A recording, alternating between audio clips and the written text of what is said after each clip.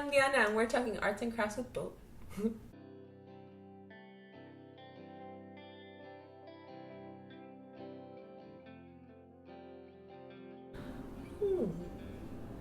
I think my craft is my person.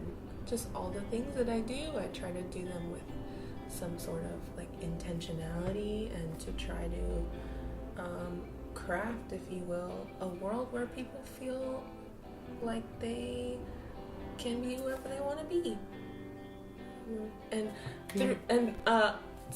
But the way that looks in my life, I guess, is playing with flowers and sharing music with people through DJing, and just like long walks on the beach and getting into it and talking to people and connecting with people through experiences, and making the best of this crazy world that we live in. Yeah. Cool. So I got started DJing in college. I had a friend named Sarah, and she was a DJ and was going to all these shows all the time and had plus ones, and I was, riding along with her. And then I started hanging out at the radio station with her. And then because I'm nosy and I'm an overachiever, all of a sudden I was on the leadership team, and I was, I had a show, and then I became the training director, which meant that I was teaching people how to use the board and like FCC laws, all the while still doing my own show. And then, after college, I still got to stick around. They kept me. They didn't boot me out. And then when I moved to Oregon, I sought out another radio community because that felt familiar. So I landed at X-Ray.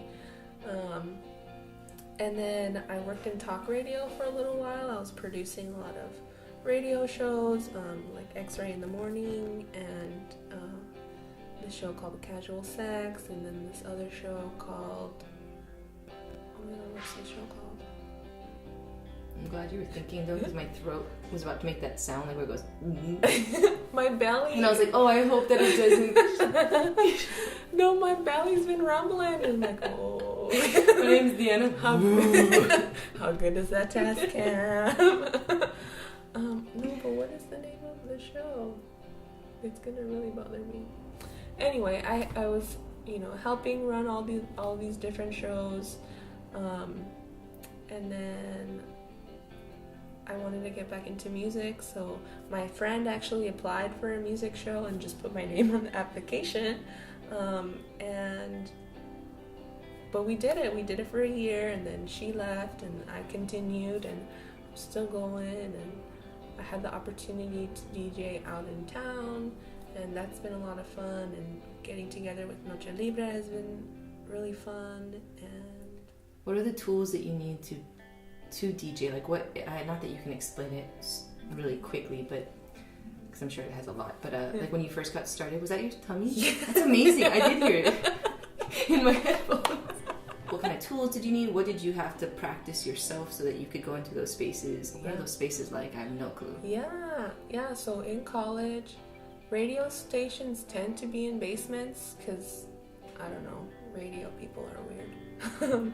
But yeah, they had this whole program, luckily, at the school that was meant to teach people how to use radio. And I was lucky enough that the school that I went to had an amazing library. There were over 100,000 records and CDs that I could just peruse at any time.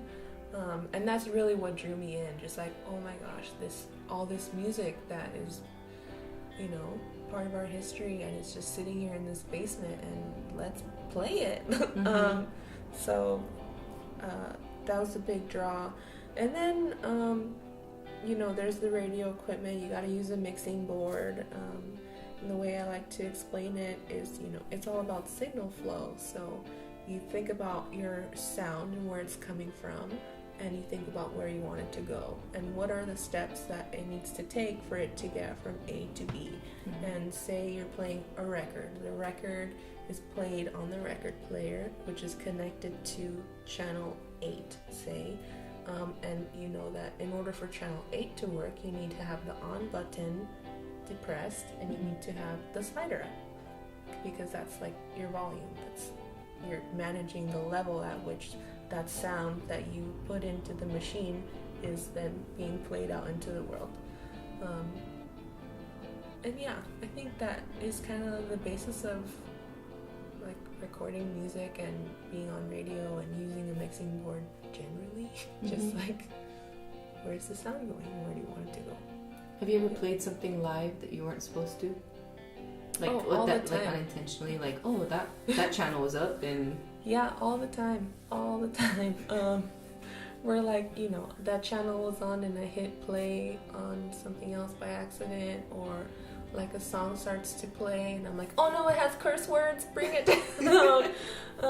Or like, I think I'm trying to cue something, and cue means when you listen to something in advance of playing it. So a lot of I think people take for granted that like DJs are often not listening to what is actually happening. They're like a couple songs ahead of whatever we're actually listening to. Wait, what was the question? So when I'm queuing stuff, you know, no, I forgot what I was talking about. When I started off, I was lucky enough again to have access to this really amazing library, and then when I left, I had questions for a long time, like, how am I gonna ever get back into DJing? There's no way that I could build a library like that.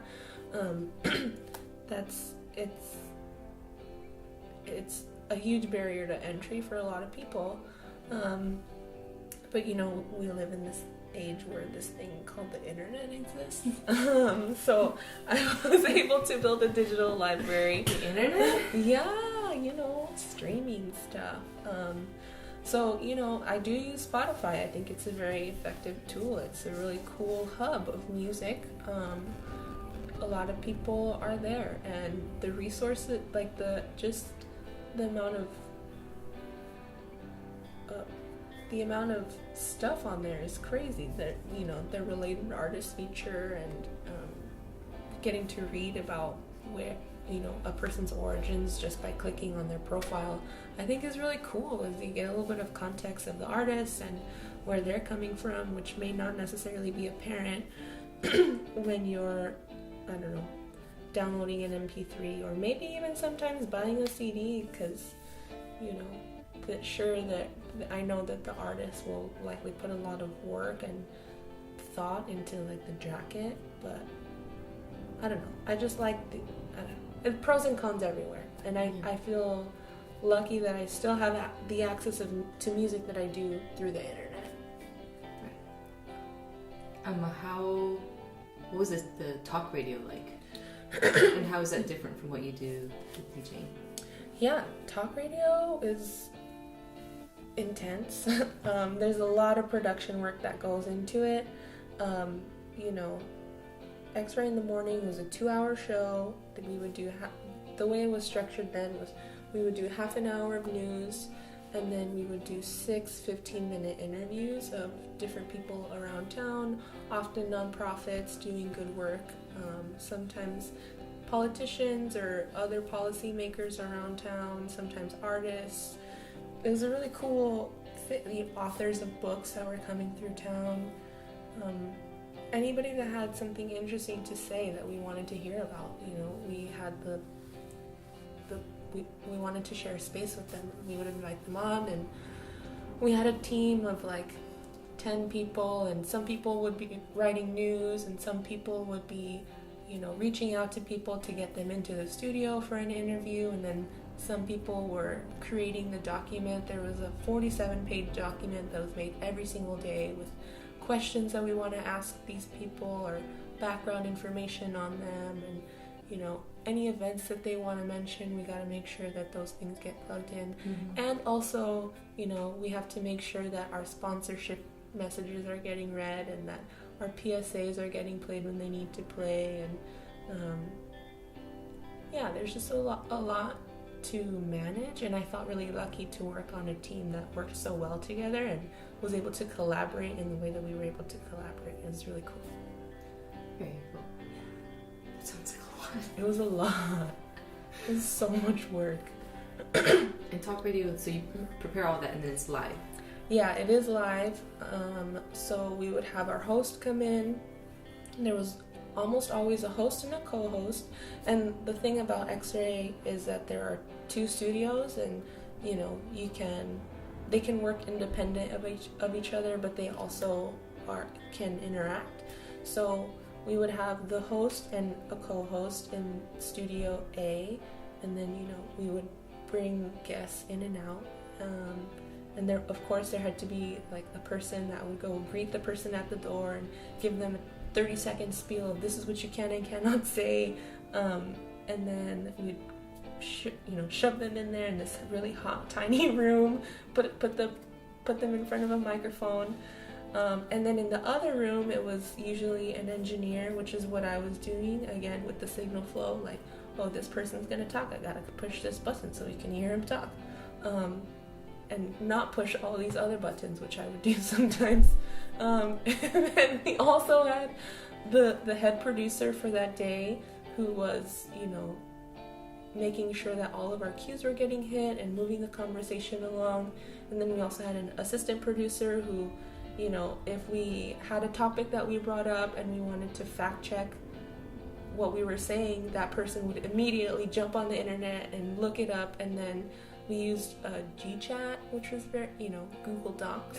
We were able to communicate immediately, which is actually really helpful because, you know, we're live, so being able to communicate that quickly was crucial to the success of the show. Yeah, the show still airs every weekday, Monday through Friday, 7 to 9 a.m. at 107.1 and 91.1 FM, streaming online everywhere at xray.fm. Nice plug. That was good. I say it a lot. That's my radio voice. But yeah, I am no longer on the team. After being on that show for a little while, I produced some other like shorter form things, and then I was the volunteer coordinator for a little while, which was fun and different. Volunteer work is how most radio stations function, and it's really hard to get people to commit to things for free. Yeah. So it was my job to like make people excited and find out what it was that their strengths were that we could then utilize to help make the station better. Yeah. And that was really fun. It was a really fun challenge, and I enjoyed it. And then I burned out because that's just kind of my jam. And then I moved on, and now I'm just doing the radio show, which is really fun, and it's like less of a commitment. It is once a week, but you know, I was spending a lot of my time there. And then yeah. What about Noche Libre? So like how long has that been around? Yeah. How did it come together? Maybe like you could tell a little bit about that, and then why is it important for you? Like beyond it just being, because it's not just a bunch of DJs. Like there seems to be a blatant intention for this. Totally. Noche Libre started about a year ago. Emily, Luz, and Fabi played this thing. It was like a next level She Shreds collab, and there were all these artists there, and they brought in a bunch of musicians, and it was just a really cool night of a bunch of different stuff. And I knew Emily through X-Ray, and I saw this thing happening, and I felt like, you know, there's an opportunity here for us to get together. And so I reached out to Emily, and, you know, I was like, hey, I think what you guys are doing is really cool. Is there any way I can meet up with you guys and talk about what it would look like to maybe do this more regularly? And we all of us had a meeting. There were, I think, 8 of us, and one person said that, you know, they were not able to commit, which we totally understand. She's amazing. She's in like a bunch of other DJ crews, and she brings it down. Daniela Karina, look out for her.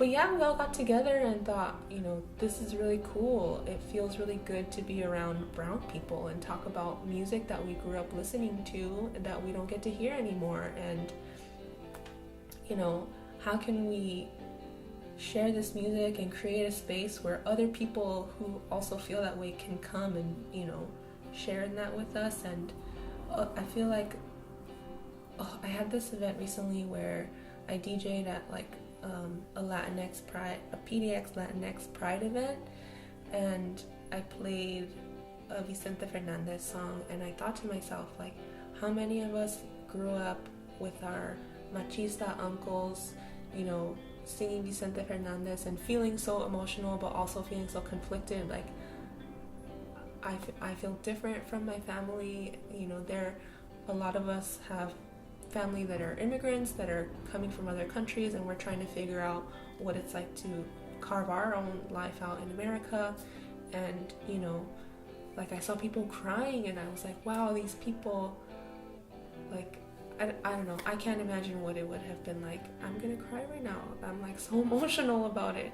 But yeah, it's just been really cool to hear people come up to us and be like, I haven't heard this song in 20 years. This is from El Rancho. Like, and to hear it in the middle of Portland, the whitest city in America, like, that's pretty cool.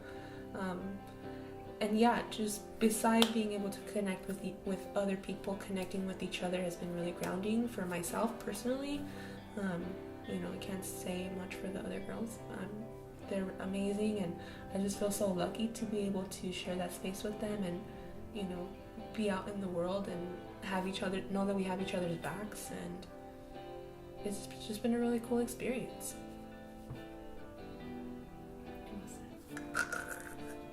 Yeah, we play every third Thursday at Dig-A-Pony. We had one kind of one-off night where we approached Aaron, who a lot of us know through X-Ray, and, you know, it was a great success. We brought out a lot of people, and it was a really fun vibe. And, you know, he said, can we think about making this a regular thing? And we said, that sounds cool.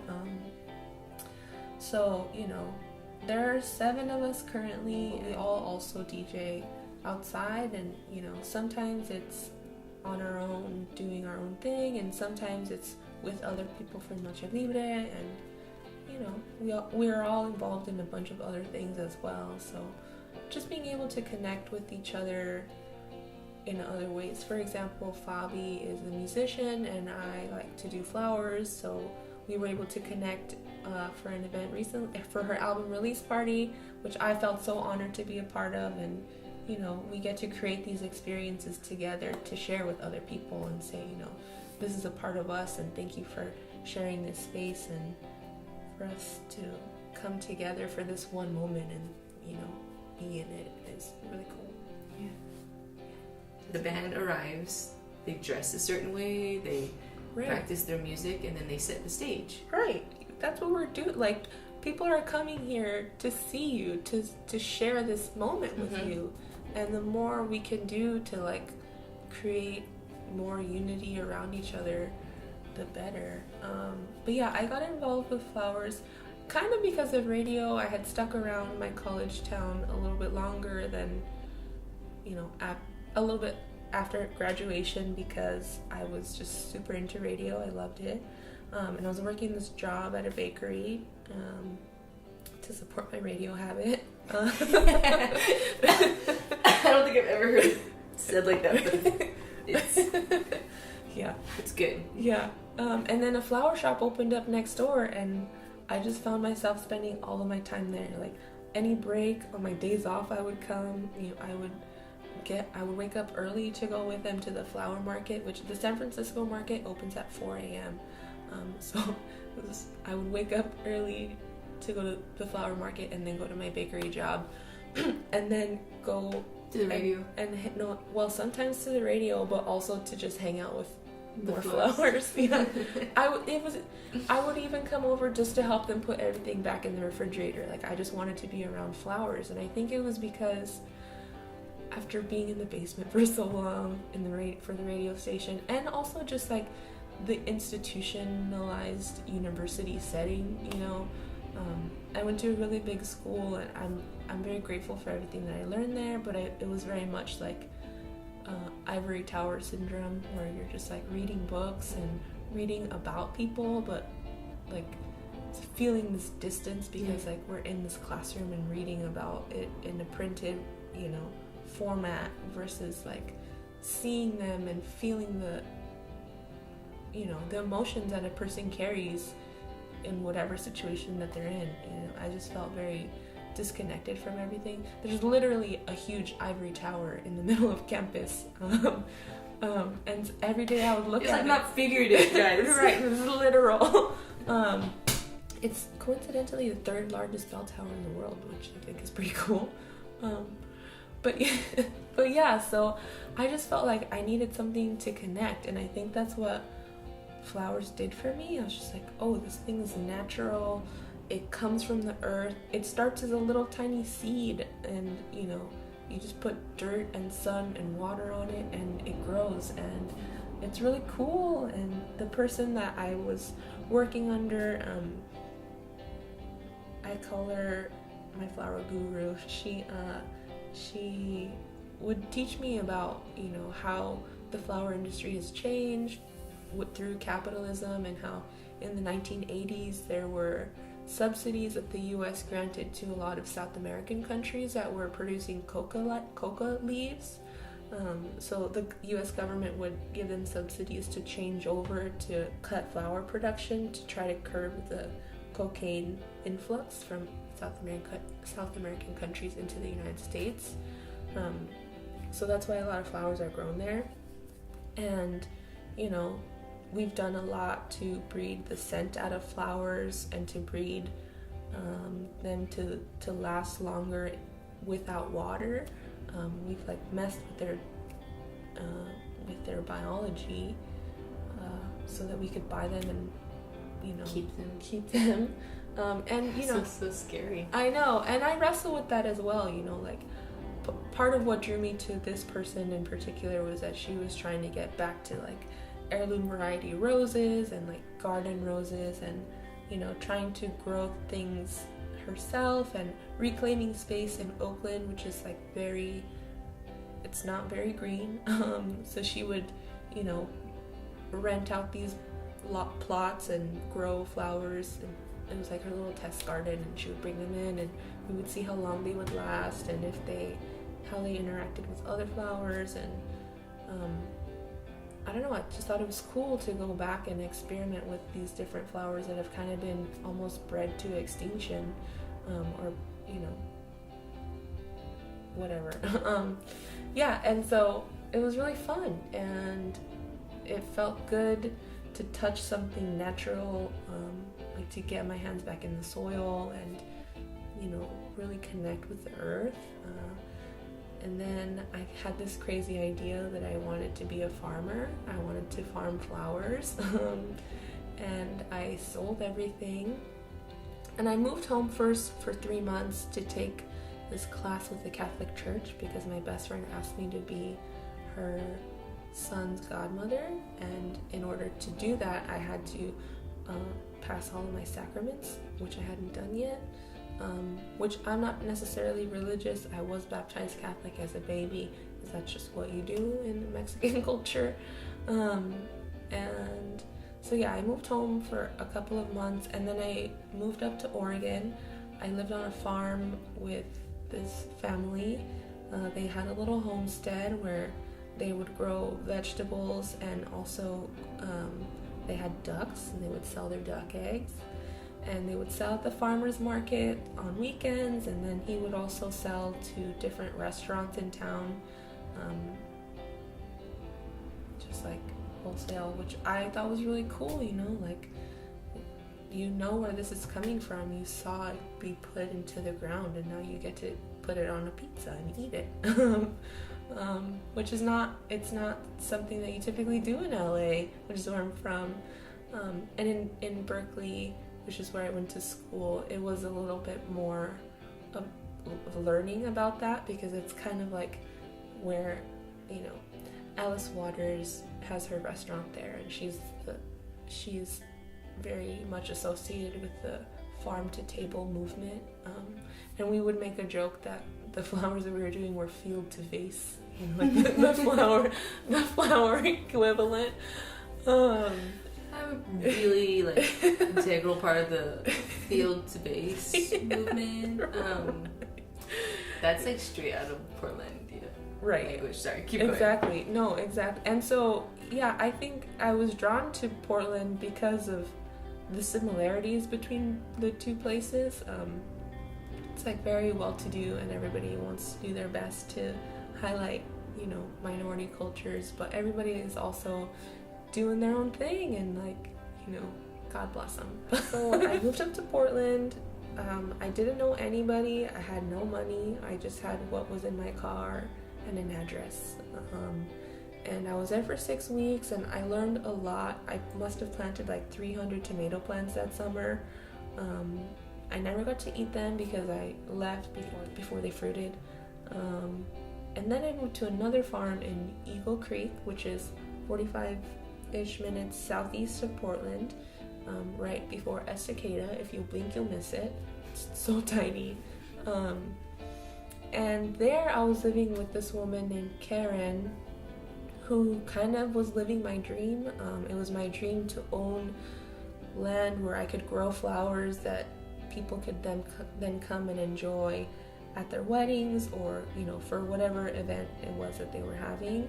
You know, you could go out into the garden and cut a zinnia and put it in your flower arrangement for that day. And so that's what I was doing there. I was helping her tend the land, if you will, keeping it fresh for brides, and it was really fun. But then, you know, I couldn't work for free forever. So yeah, so I got a job in the city in Portland. I was driving back and forth to work at an ice cream shop. I would wake up early in the morning, paint the porch, pull the weeds, water the grass, drive an hour into town to make ice cream or sell ice cream, and then drive back at like midnight with my pint of ice cream that I got for every shift. I ate a lot of ice cream that summer.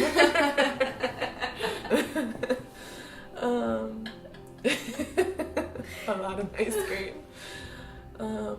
But yeah, and it was a really amazing summer. They live on the Clackamas River, and it was very hot that summer. It was the summer of 2015, and you know, it was we would be out pulling weeds or pulling garlic, and it's just like, oh my gosh, it's so hot, I cannot function. We would just go jump in the river for 5 minutes, like, oh, now I'm cold, okay, I'm gonna go back to work, you know. And we would do that all day, and you know, I would pick blackberries on my way to the sink to go brush my teeth because I was living in a trailer that they had parked out behind the barn.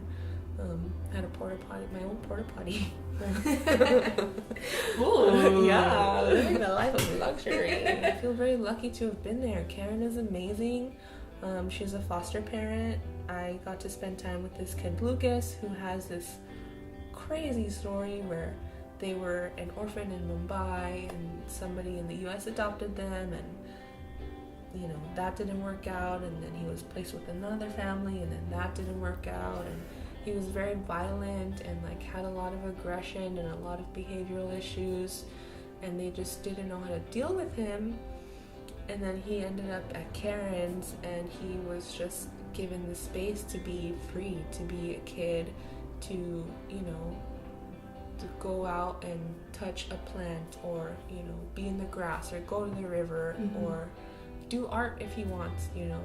And his behavior improved. He was taking less medications.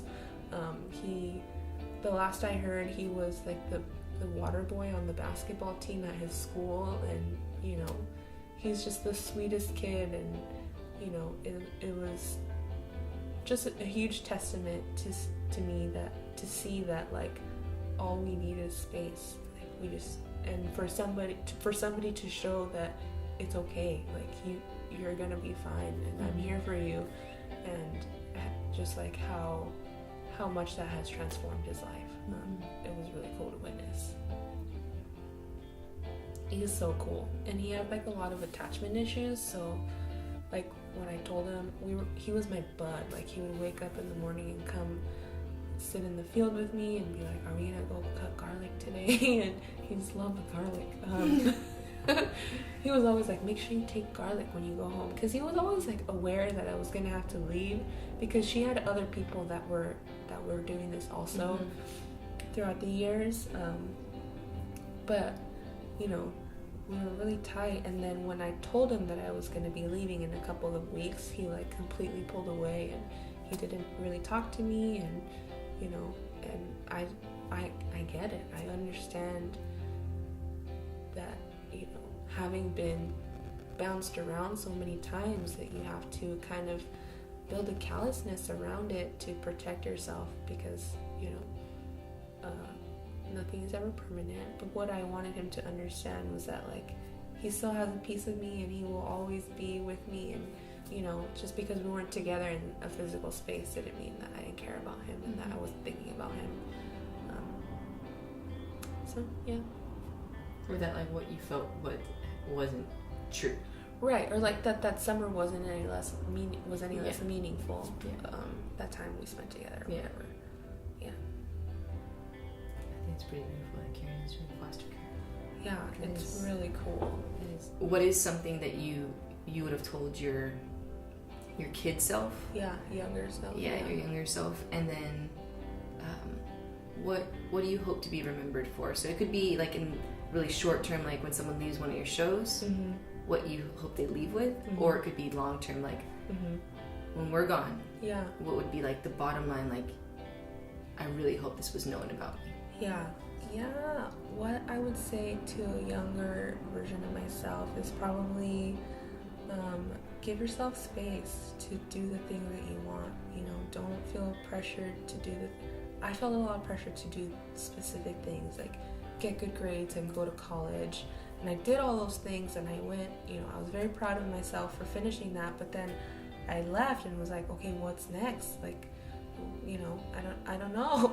So it's been a long journey and I'm sure it will be longer, of trying to find out what makes me happy and what motivates me. And one thing that I heard recently is that you should have 3 hobbies: one that makes you money, one that makes you happy, and one that gives you exercise.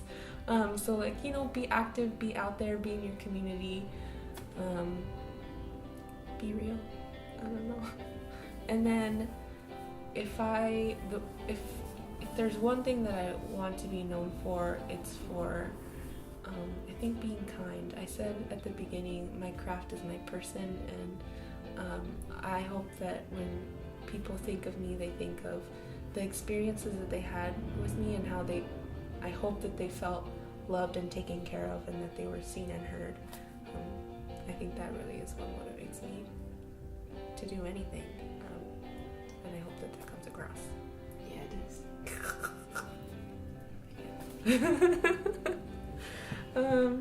Yeah.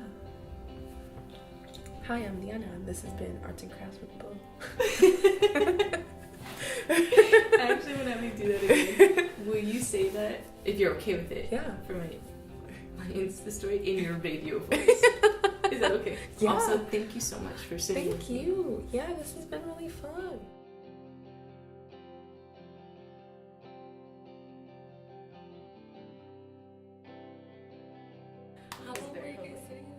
Like solid 15 minutes. They were just doing a walk around because the power was still out. Yeah. But I think they noticed that our room was really quiet, and that kind of freaked her out.